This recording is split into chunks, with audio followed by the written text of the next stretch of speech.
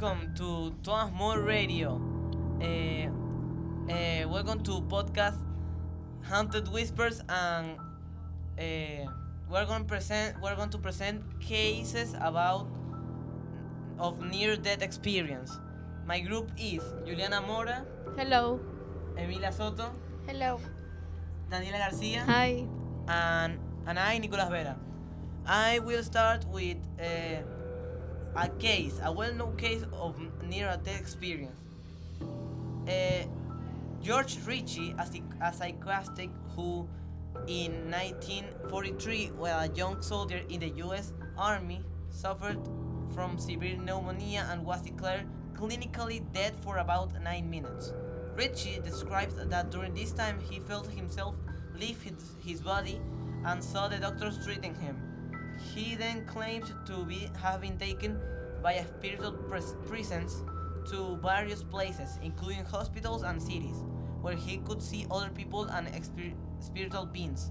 And finally, he said he was guided to an encounter with a luminous figure he identified as Jesus Christ.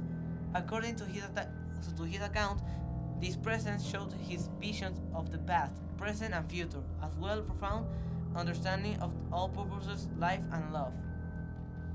After his experience, Ritchie awoke, and to the doctor's surprise, his death began to improve rapidly. Health. And now I'm going to give my opinion about this story. I think this story proves that it may be life after death or something like that. Like maybe you just exist like a ghost, seeing other people, or maybe there's a heaven or a hell. Anyone wants to give a comment? No. So we are going to now my partner Juliana is going to say her case. One of the most famous cases of near-death experience is that of Anita Morhani, who has recounted her story extensively in interviews and in her book Dying to Be Me. In 2006, Anita was diagnosed with lymphoma, a type of cancer that left her in critical condition. After battling the disease for 4 years, he fell into a coma and was given only 4 hours to live by doctors. During the coma, Anita claims to have experienced in NDA, in which she fell outside of her body and was able to observe her family in the hospital, and even perceive conversation and medical details that occurred while she was unconscious. She also described being in a state of deep peace, feeling a connection to the universe and a great understanding of her life, purpose, and unconditional love. Anita also said that in this state he understood why he had cancer, and that if she returned to her body, she would be held against all odds. She awoke from her coma shortly after this experience, and her cancer quickly went into remission. Doctors were baffled, and her recovery was considered almost miraculous. Within weeks, the cancer was completely gone. While her study was her much interest and has been shared by hundreds of people, it has also been met with skeptics by those seeking scientific explanation.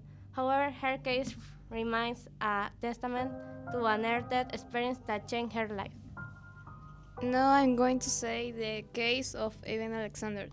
Evan Alexander, as neurosurgeon, had a profound NDE in 2008. While in a coma caused by a severe bacterial meningitis infection. As a scientist, Alexander was initially skeptical of NDEs, but his personal experience led him to radically change his views. 1. A celestial realm of light and music. During the 7 days he was in coma, Alexander described entering a realm that he said felt more real than the physical world. He encountered breathtaking landscapes filled with bright light and music that resonated deeply with him.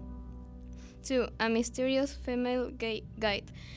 He met a young woman who guided him through this otherworldly place. After waking up, Alexander discovered that the woman was his biological sister, whom he had never met. She had been adopted before he was born and had died years before his illness. 3. Telepathic communication. In this realm, all communication was telepathic, through thoughts and emotions rather than words. Alexander also felt the presence of a powerful divine force, which he interprets as God or a supreme being. After his recovery, Alexander documents that he experienced in the book Proof of Heaven, which generated significant controversy. While some see his testimony as evidence of a spiritual dimension beyond death, others argue that it could be explained by hallucinations induced by being trauma.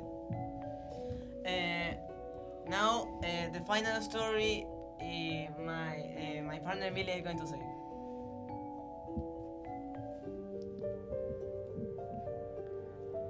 World War Storms. A professor, art teacher, and Esther had a near-death experience in 1955 while on a trip to France.